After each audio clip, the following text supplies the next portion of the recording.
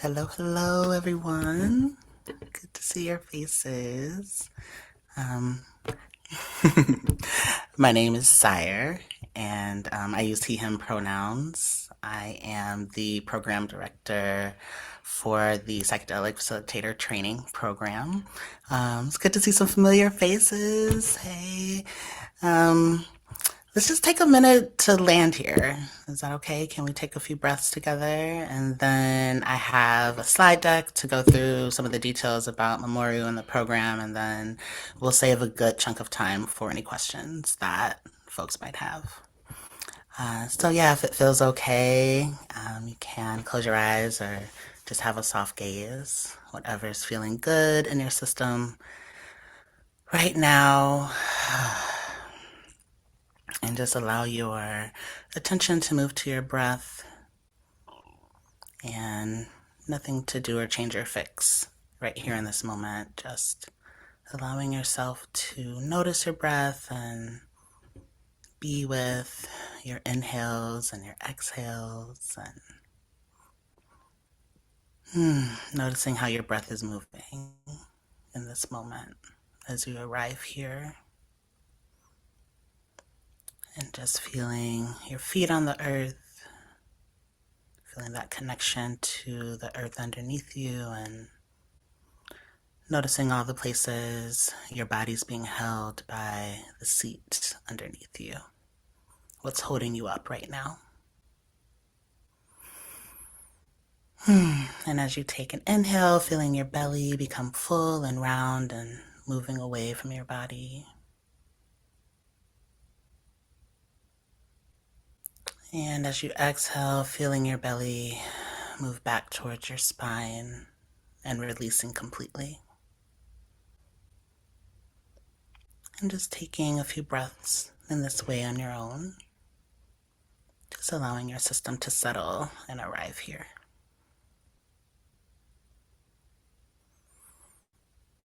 All right, and as you're ready, you can feel free to open your eyes and return back here. So, yeah, I hope you all are arriving well from wherever you're calling in from. I am currently in Michigan, in southeast Michigan, on unceded Anishinaabe territory. So I'm about a half hour outside of Detroit, and so we're in the long part of summer. So the it's still daylight, even though it's 8 o'clock out here. So I'm enjoying it while it lasts. Okay, so I am going to share my screen.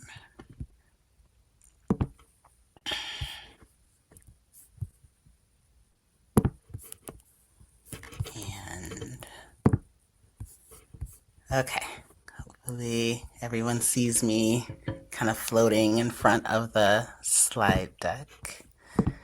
Okay, so this is the overview of what I'm going to be sharing in these slides tonight. So I'll tell you a bit about Memoru and introduce our team of educators. And then we'll spend the majority of the time here talking about the actual training program itself. And then I will stop sharing the slides and come back and offer an opportunity to ask any questions that you might have. So, Memoru Center for Visionary Healing Arts began as a collaboration between the Naropa University Center for Psychedelic Studies and internationally recognized MDMA assisted therapy researchers, trainers, and practitioners.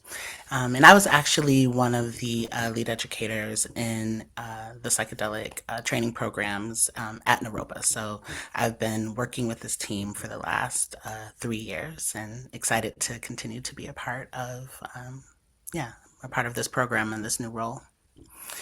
And the Memoru program is grounded in an anti-oppression framework and deeply rooted in contemplative and somatic practice. So really continuing that Naropa tradition of contemplative approaches to this work. The program is held in a trauma-informed way and, moving in trauma-informed ways throughout the entire experience. And we begin with and integrate throughout the program a respect for the stewards of the sacred plant medicine. So really looking at this as sacred medicine and honoring it as such. So, in addition to the training program, Memoru does a lot of really cool things. So the facilitator training, it's a DORA approved program. It was one of the earliest ones that were actually licensed as a training program in Colorado, which is really amazing. And in addition to the training program, there's also mentorship and consultation groups that happen as a part of Memoru. I'm also one of the consultation supervisors. So after folks go through their training for their facilitator training in Colorado, in order to get licensed, you also have to have 40 hours of consultation. And so Memoru hosts several consultation groups to support folks as they're working on those hours post their certificate training. In addition, Memoru has clinical services, so supportive and integrative care for individuals and families dealing with mental health challenges and personal growth goals. So, traditional talk therapy and ketamine therapy are also offered through Memoru. In addition, research and development. Two of the co-founders have been deeply a part of research for MDMA-assisted psychotherapy and continue to be involved in contributing to the field in this way. So the Psychedelic Facilitator Training program at Memoru Center for Visionary Healing Arts, we offer immersive, trauma-informed training in psychedelic-assisted therapies that empowers practitioners to deliver safe, ethical, and impactful care. Our training is rooted in respect for the sovereignty of the client, facilitator, lineage, and the medicines themselves. Really looking at the medicines not as a commodity, but as, sovereign beings in and of themselves. So here's our education team. So we have our co-founders, Bruce Poulter, Marcela Otalara, and Sarah Lewis. And the team of lead educators, which you will have the most interaction with, include myself, enrolled as the program director, but also one of the lead educators, Charlotte James, Flori St. Amy, and Wilhelmina DeCastro. The lead educators are the folks that you will be having live classes with every other Thursday. And then on the alternating Thursdays, there's small pod groups that meet. So you'll have a lot of opportunity to interact with us. There'll be 3 intensive weekends, and our co-founders will be teaching as a part of a couple of those weekends. The program overview, the program itself is 8 months long, and there are monthly modules included over the course of the 8-month program. And what's included are a combination of self-paced coursework, so asynchronous material that you'll have access to, and we'll have the live virtual sessions every other Thursday, the pod groups every other Thursday, and then the weekend intensives. There's 3 intensives that occur in October, January, and May. And so those are on a Saturday and Sunday from 10 to 4 Mountain Time. And the breakdown of the hours are listed here. So you could expect about 24 hours of live classes, 34 hours of the small group pod meetings, and self-guided work about 54 hours. And so this would total about 150 hours. This is what we need as a Colorado state approved program. And we also, again, offer postgraduate support. And so the total investment for this program is $7,955. And so upon acceptance, there's a $500 deposit. This secures your spot. And then folks can pay the balance in full or pay over 3 payments. Right now, we are accepting applications on a rolling basis, and we are making decisions on a rolling basis. And We also offer the opportunity for folks who need to and want to apply for scholarships. And so we really do value equitable access to safe and ethical psychedelic medicine. And we believe that helping folks get access to the education to safely hold those containers is really important. And so we offer scholarships for folks who have been traditionally marginalized or excluded from these opportunities, including folks who are within the global majority or people of color, people who are LGBTQIA, veterans, people with disabilities, and those experiencing financial hardship. And so, as you apply for the program, you can also apply for a scholarship at the same time. After the program, there is the option to add on a practicum experience. So the requirements in Colorado include the 150-hour certificate program, right? So all the didactics. Then there is a 40-hour experiential practicum that is also required. And in Colorado, you're allowed to do 20 hours of that experience while you are enrolled in your program. And then you would need to do the additional 20 hours after, or you can do all 40 hours after the end of the program.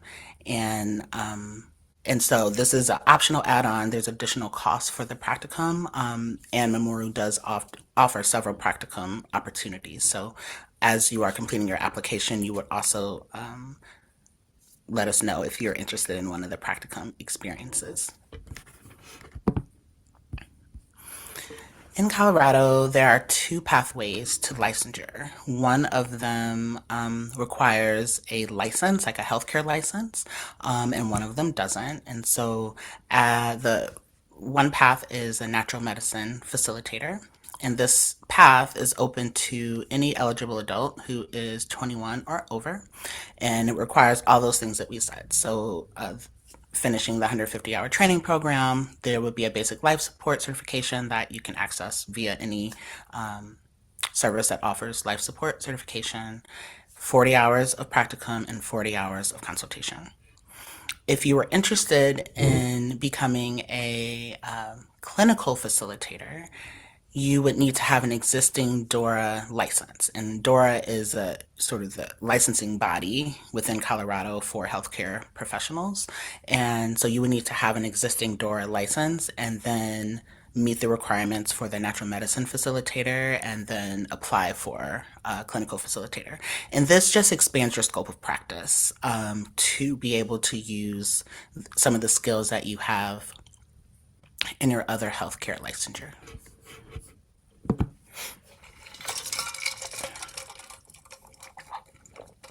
So we get a lot of questions from folks around if they have to live in Colorado in order to go through the process or in order to get licensed, and you don't. I live in Michigan. I'm licensed in Oregon and in Colorado. You don't need to live there in order to get licensed. If you were choosing the clinical facilitator route, you would need to have a clinical license in Colorado. But if you're not pursuing that route and you're just pursuing the natural medicine facilitator pathway, you don't need to have any additional licensure in Colorado and you don't need to live there. And yeah, a lot of folks also ask about reciprocity with other states. Right now, Oregon, Colorado are the ones that are, their model is practicing. New Mexico has passed laws legalizing this work as well. They are coming up with their framework for that. And for now, they have said that they will accept out of state training for at least a year as they're designing their own system. And we'll be keeping our eye on other programs that are opening. I was licensed in Oregon first, and I was able to get licensed in Colorado based on that licensure. And so many states are often willing to do reciprocity if their training is similar to what happens in their own state. Another question that I've received from folks is, I live in a different state. I'm not interested in getting licensed in Colorado or practicing there. Is this program something that would be beneficial to me? I'm a pastor or I'm a community organizer, and I'm interested in learning these skills. And the answer to that question is absolutely, yes. So much a part of this work too is helping folks learn how to sit with people, right? And whether or not medicine is on board, we really are doing reflection on ourselves, our ability to be present, our ability to hold space, and to move in alignment with the sovereignty of the people we're holding space for.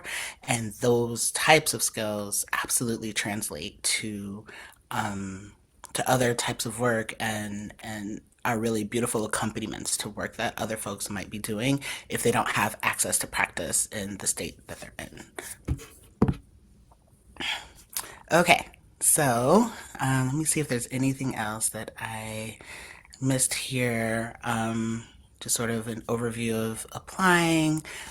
In terms of the age of 21, you need to be 21 by September 24th of this year in order to be eligible for the program. You need to have a high school diploma or equivalent.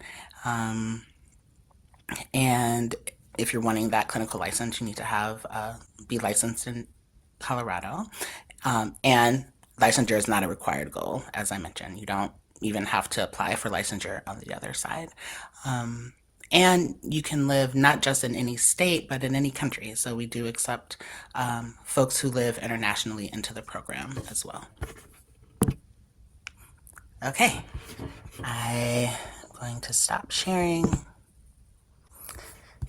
Thank you for your attention. And yeah, I would love to hear any questions that anyone has, and I will do my best to answer. I mean, I have all the answers, but I will do my best to answer. And Jacob, who is our operations manager, is here and will also help me with questions if there's things I don't know. And if we can't figure it out, we'll email you about it later. So,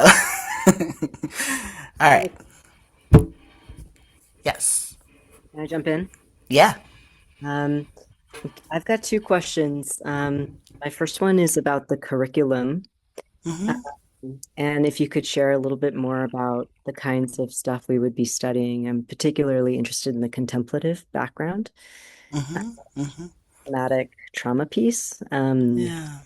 And then my other question is about group process. So if we're going to be meeting Mm. kind of live with people, Yeah. uh, my experience with small pods is that there's often enactments and Mm. juicy, hard moments. Mm. Uh, I guess I have a question about how the team is prepared, willing, able to work with folks to get through that, love each other, Mm. learn, Mm. and yeah. Yes, it's such beautiful questions. Thank you so much for that. Yeah, so we do a lot around container building, container creation in our early pod group meetings. Also like right away at the intensive as well. And, we are co creating group agreements. We are talking about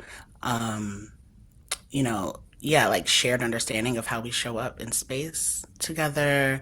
We're talking about rupture and repair and ways to move through those things in alignment with everyone's dignity and sovereignty. These things are very, very important for us, and we need to have a safe enough container in order to do this work. Right? So much of work as a facilitator is work on our own stuff too. And as you said, like our own stuff can arise when we're in small groups with other folks, right? And so yeah, there's a lot of intention around holding that piece really central.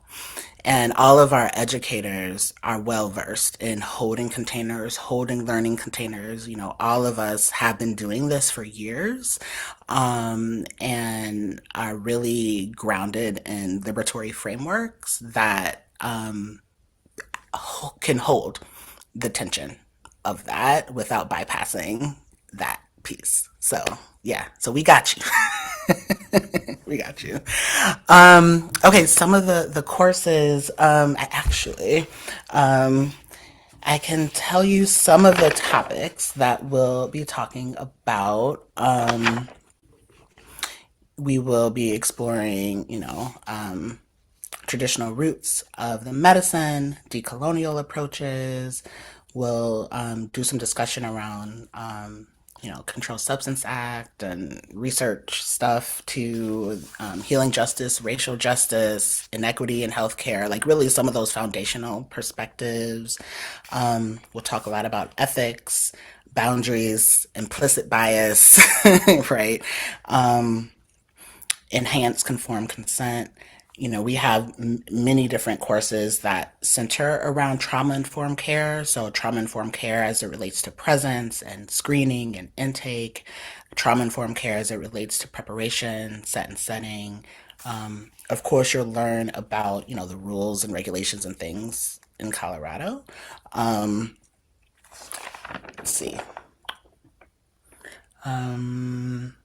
We'll talk about end of life care, mystical experiences as it relates to that, a lot about integration and different approaches there, safety concerns, group work, and navigating group processes. It's a really robust curriculum, and woven throughout all the courses is really this anti-oppressive framework that is centering social justice, that isn't just like talking about it or actually like embodying it throughout the practice. So yeah, so I hope that was helpful. Yeah, thank you. Thanks, Jacob. Yeah, I think the curriculum is also listed on the website too. But anyone else have questions?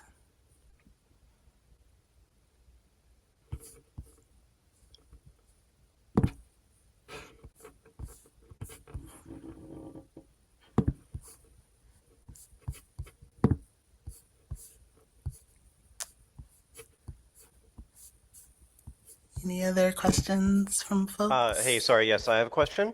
Hi. How you doing?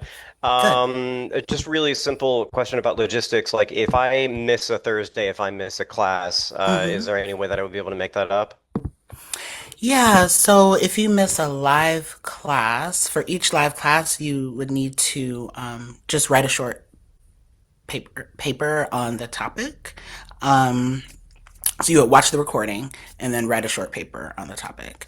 Um, and I believe you have up to, I just read this, Jacob, help me out. Is it two live miss classes? I think so, but let me pull it up while we're talking Okay, about it to make sure I thank can you. give you the right info. Okay.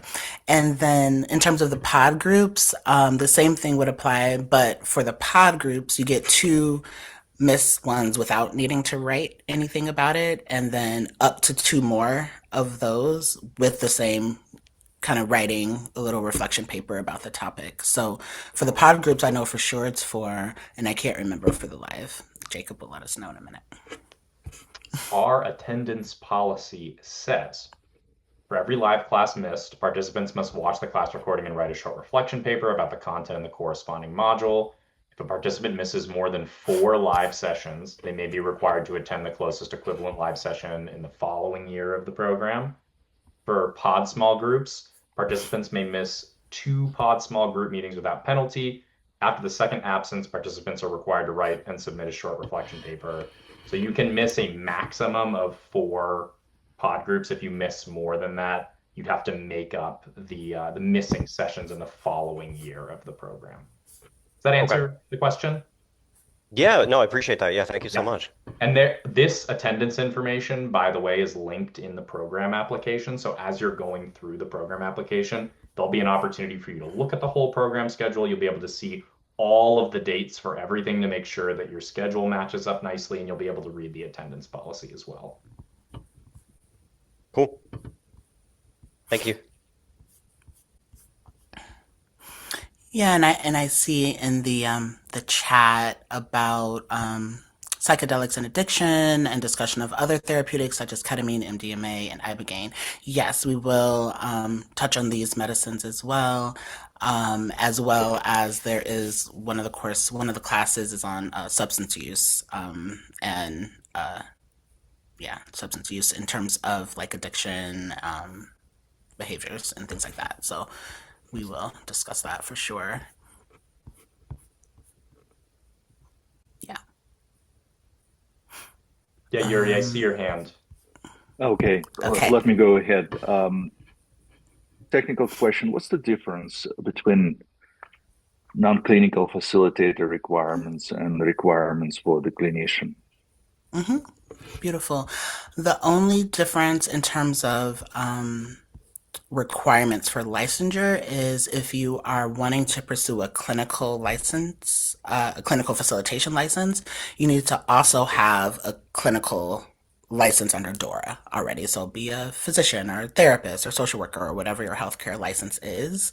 You need to have that, but all the other requirements for the facilitator license are the same.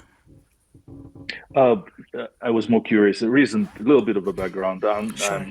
I'm in a program, in a graduate program, working towards a clinical licensure.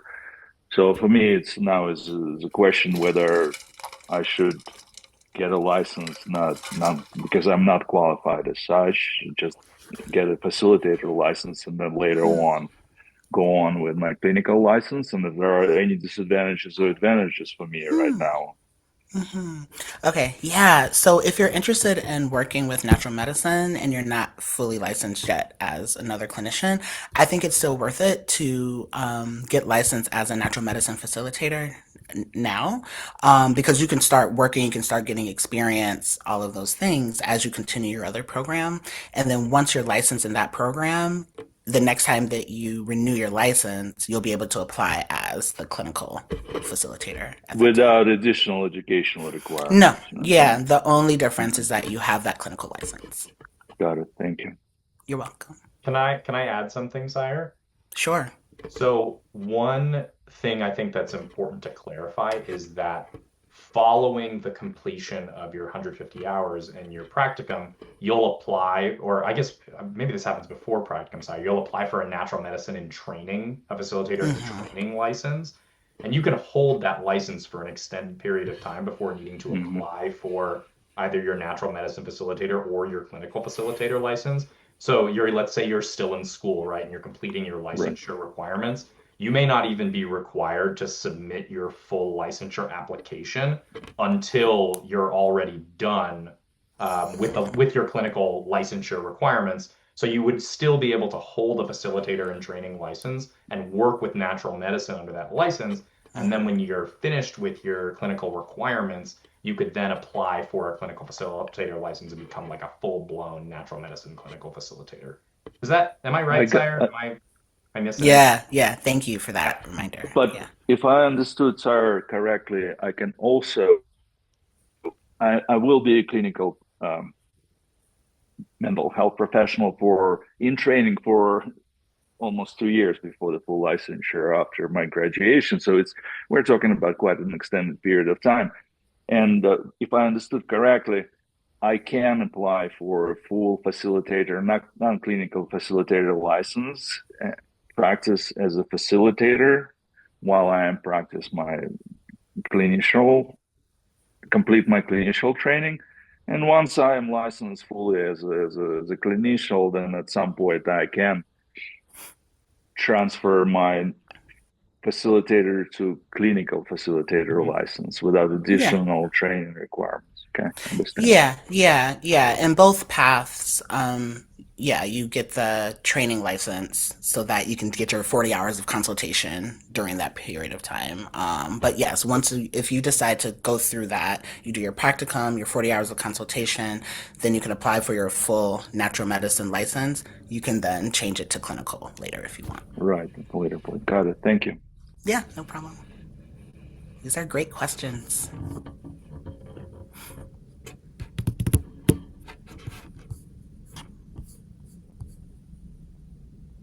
Okay, Zena. Hi. Hello. So how do I get rid of it? lower. Okay, thank you. All right, first of all, I noticed that Alex had a question in the chat, and I was wondering if they felt like that had been responded to or not before I jump. Well, I'll go back to Alex after Oh, you. okay. Yeah. Okay. Let me make sure. Okay, great. Thank you. Okay. Yeah. Hi, everyone. Uh, so I'm so excited about this in terms of like lifelong learning and I can see myself in all of that. And I go on dreaming and then I'm like, and the reality of this. So I'm trying to like Absolutely. channel my partner, channel people in my life and go, okay, ground, where's the ground? So I am licensed through DORA in Colorado. I do not reside in Colorado, so I live in Arizona. So I'm just curious about your experience or anything you can speak to in terms of the realities of not just the 8 month program, but the practicum, the practicing with folks Mm-hmm. not being in Colorado. Like, what does that look like, feel like? What? Yeah. Sure, yeah. So the practicum itself, there's a couple different pathways. You could, come and do your practicum live in person in like 20 hours during the program and 20 hours after. And so you would just do that during that period of time. So it's about like I think it's a 5 day kind of experience. Oh, Yeah, so that's not something that's long and drawn out. oh, okay. Yeah. So you would do that. You could do that with Memoru. There's other places that offer practicums as well, but Memoru's is really good, and it's led by the co-founder, so I would highly encourage that. And then in terms of the consultation hours, so you would need to, yeah, be seeing clients, and there's not a certain number of clients that you need to see, right, for your consultation hours.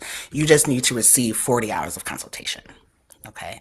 And so, so for instance, at Memorial, we have groups that meet, every other week. And we meet for 2 hours. And in those groups, they're small groups up to 10 people max. And people bring in cases and talk about the work that they're doing with folks. They could meet with maybe 3 or 4 people over the course of that, however many, like 6 months, let's say, worth of meetings. And that would be fine. It's not that you have to see 40 people. It's that you get 40 hours of consultation. Okay. Yeah. Okay. And I though would need to procure my own clients in Colorado. Yeah. And so you could contract with a natural healing center in Colorado to do that, and so, yeah, Or like just yeah, to rent the space to do that. okay. Okay. Okay. That's Yeah. helpful. I Can I appreciate Yeah. can I chime in with one more thing, Sire? Please. Sorry, I'm not trying to step on your toes. We No, do, this is great. since you're talking about finding clients, one of the things that I think is really special that we offer is we offer consultation intensives for our trainees. This is a recent thing that we just started doing, and it was super successful, where we will match our trainees with a potential client in need, and we offer that client a significantly reduced treatment cost. So it's for folks who maybe could not afford the cost of natural medicine services otherwise, but would really benefit from receiving natural medicine services. So it's an opportunity for folks who maybe couldn't afford, to come and participate in an individual natural medicine session at Memoru to get paired with a facilitator in training. So it gives you, as the facilitator in training, a case, right? Because you have a person that you're working with on an individual basis. You'd go through prep, the administration day, and integration, the whole shebang with them. So if that's something that you're interested in, it's something that we would be able to offer you post training, and we give you the chance to bring a case to a consultation group. So something we just recently started doing, and it's been really great. Yeah, thank you for doing that on all sides. It's great. Okay. Good for everybody, right? Yeah. Yeah, absolutely. Okay, great. Thank you. It's amazing, Jacob. I didn't know that. This is magical. Yeah, so cool. I mean, so cool to be Yeah. able to offer like, I mean, our to put it in perspective, individual natural medicine services are cost typically thousands of dollars, right? Mm-hmm. We offer this individual one-on-one consultation intensive for $500. So it's a Yeah. significantly reduced rate for somebody who would not be able to afford it otherwise. It's a fantastic opportunities for our trainees to get experience under really, really experienced supervision, right? It's happening under the supervision of our co-founders. Um, yeah, and it's like so great to have everybody in the clinic. The last time we did it, we had 8 participants, so there were like 16 Mm, people in the clinic. We had six yeah. clinicians or 8 clinicians. We had 8 participants. It was fabulous. Yeah, highly recommend it if it's That's something that. amazing. Yeah. That's so beautiful. Okay, so let's go back. Let's see. Alex, did you want to? Okay, let's see. Are there accommodations for disabled participants? Obviously, don't want to miss any class, but my health does what it wants and has no regards for my schedule. So I feel that hardcore. Yeah. So we kind of spoke to the 4 and 4 and the things associated with making up class for that. If there's missing beyond that, then just like reaching out to me, and I'll work with my more leadership to support you in the best way possible. Thinking about how we can kind of creatively come up with ways to support, yeah, and offer accommodations around that. There are some just like hours and things limitations in terms of Dora, right? Like there has to be a way to kind of make up those hours so that you meet the 150-hour curriculum, and we can figure that out together. Okay. Yeah, no problem. Thanks for the question. Um, Okay, so Martin asked the question, what do practicums look like? Is there a licensed practitioner and a trainee with a client, or is it in larger groups? Some programs have where the trainees work with one another. One takes the medicine one day, one the next day. I believe that is the structure at Memoru. Yeah, the practicum students have an opportunity to take the medicine and have a student facilitator hold space for them, and then they switch. And yes, the co-founders and or other facilitator staff will be licensed. They're holding the container and supporting the students, supporting each other. So yeah, we believe that if you're able to also have the experience of taking the medicine, that there's a lot of learning in that as well, and to do that within that container can be a part of the practicum experience. Okay, let's see, did we miss any other questions? Could I ask one more? Yeah. Hi. I'm looking at the in March and April of next year, the modules on integration modalities.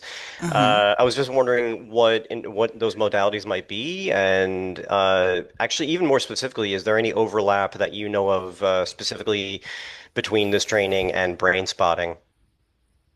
Oh, well, Just curious. yeah, that's a now I'm like, ooh, let me go look that up. So each course is taught by a different lead educator. And so I mean, not a different lead educator. We are all teaching like, 4 or 5 classes in chunks of classes. And Yep. so in terms of the content for that particular class, I can't speak to the modalities that the lead educator is going to use for that. And I sure there will be integrative approaches, including art, including somatic integration, including ways to process verbally as well. So thinking about like mind, body, spirit ways of integrating the experience. I don't know if brain spotting would be a part of that. Okay. Yeah, That's fair. That's fine. Thank you. no problem. Okay, let's see.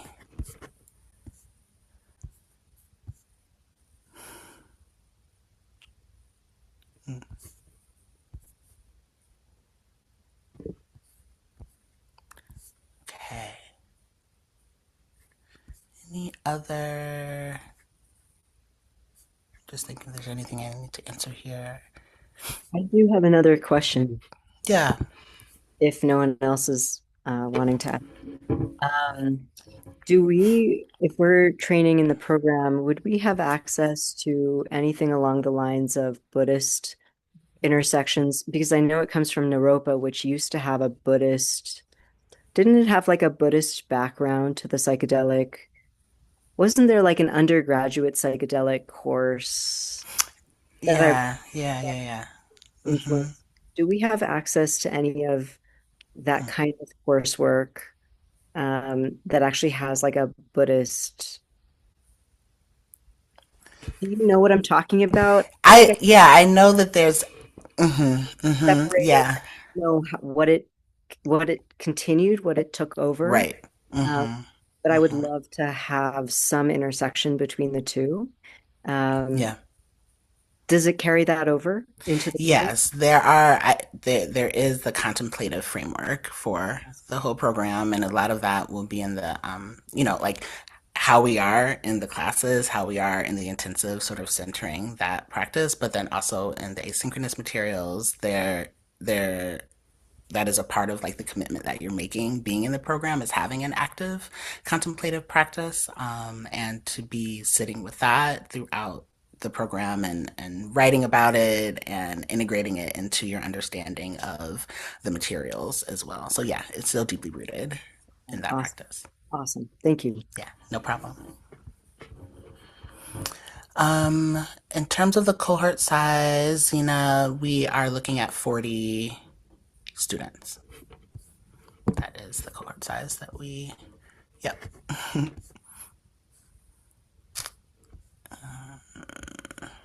I have a question.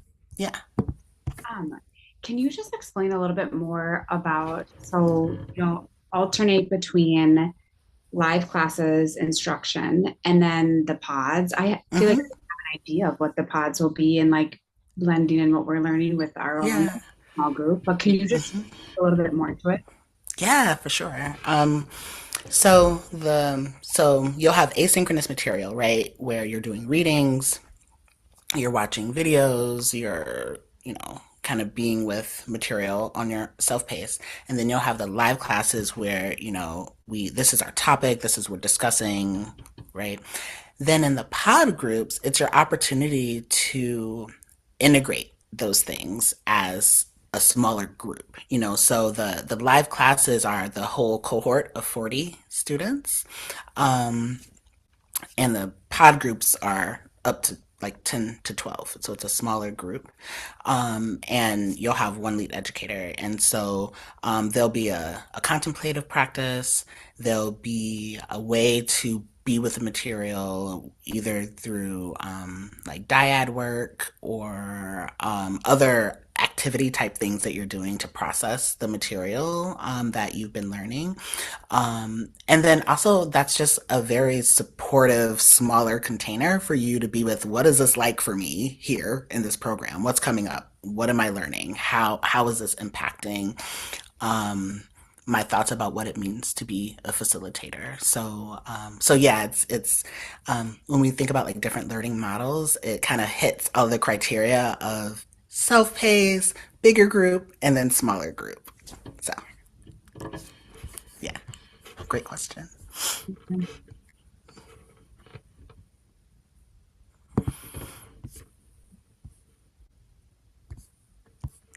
Yeah. One more question, if no one else. Sure.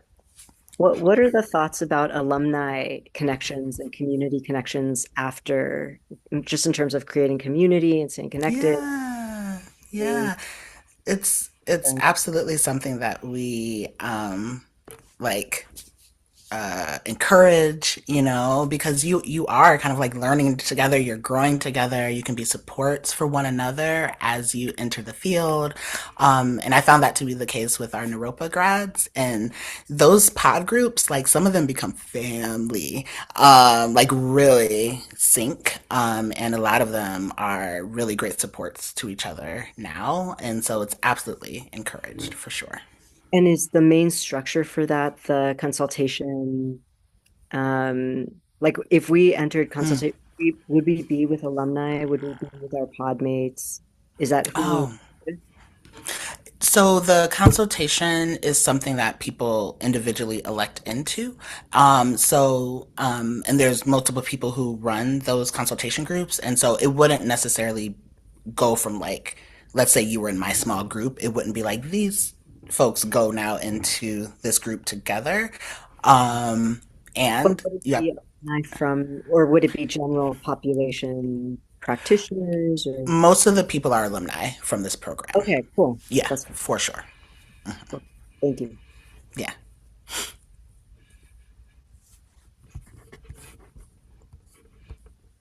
I have another question of Yeah. our like repeat offenders here. This is great. Um, and again, this might be personal to me, but hopefully others might benefit. So I'm not particularly tied to psilocybin as Hmm. the medicine. Like I Hmm. really have been fascinated for a long time and just not only in the United States and facilitating Hmm. states for that whatnot. That being said, I've not done another training specific around ketamine or other things, and the field is just, rapidly evolving. Um, so question is, um, any advice you could give around that? Do you feel like in your experience, um, going more sequentially, either for learning and facilitation and or just logistics in the world right now, starting somewhere like with ketamine more directly and then going towards psilocybin, like Mm. that flow, um like what can you say about that flow versus like does this sort of supersede that and just go for this Mm. because you're going to by default kind of learn about some of those other pieces as well, or anything Yeah. about that? Okay, so I'm gonna answer that question by I'll give like a personal example. So my first training in psychedelics was actually learning MDMA assisted psychotherapy, right? I learned about that medicine, but mostly what I learned is how to hold space for someone to be with their inner healer, um, to be with someone as they are in a vulnerable and open space and an altered state of consciousness, right? And like I'm a licensed psychologist, and so like that entry into I can't work with MD, but I can't do any of those things, and it helped me be a better therapist even, right? And so I think this program is very much like that. It's going to give you the foundation to be an amazing psychedelic facilitator, right? You're going to learn how to hold space, to sit with folks, to be present. You will get, more information about the different medicines. Um, and if you want to deep dive in other directions on the other side, absolutely. But I guess I'm biased towards more general and then deep dive, because I think for me, one can have all the information about a particular medicine, but if you don't know how to hold space, it doesn't matter, right? If you aren't doing the work on your own system and your own ability to be with somebody and their vulnerability and reflect on your own vulnerability, if you can't do that, it doesn't matter if you know everything there is about a particular substance, because I think what we as facilitators actually know is like the medicines are really just supportive pathways for access to our inner healer and our sovereignty, right? So yeah, so that is my very biased opinion. Okay. Thank you for the very biased. It's appreciated. I Yeah. personally resonate with that. I actually am a graduate of the somatic program at Naropa, and so that very much is that breadth. And then you can go do MDR or go do, whatever. Yes. That Yes. just the way you're framing that does resonate with me. So that's helpful. Thank you. Yeah. You're so welcome. Thanks for the question.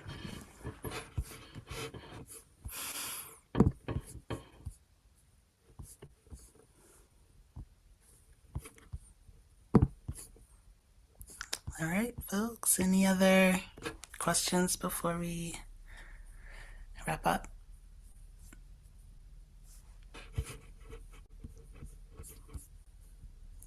Hey, Richard.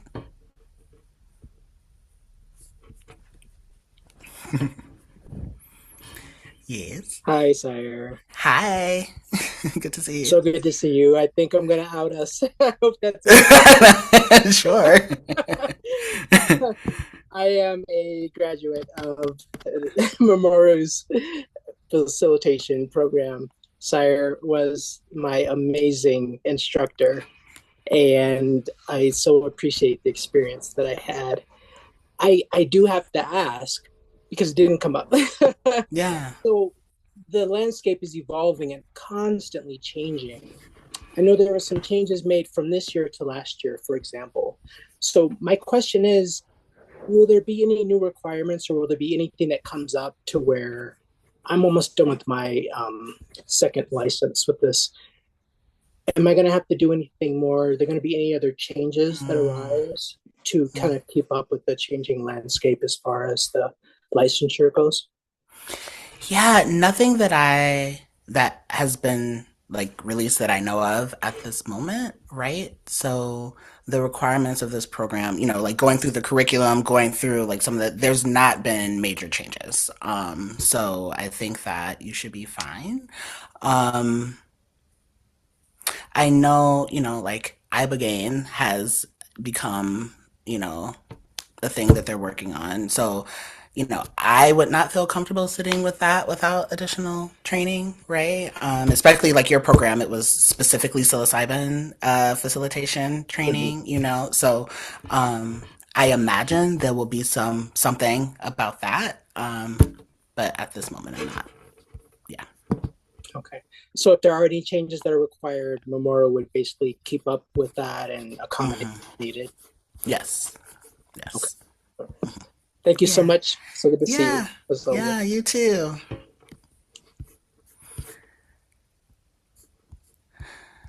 All right. Well, if there's not other questions, I hope to see and read some of your applications. Like I said, they're being read as they come in on a rolling basis. If you have other questions that were answered here, feel free to email me. It's just syre@memoru.com. Each time I have to like look at my email to make sure it is what it is.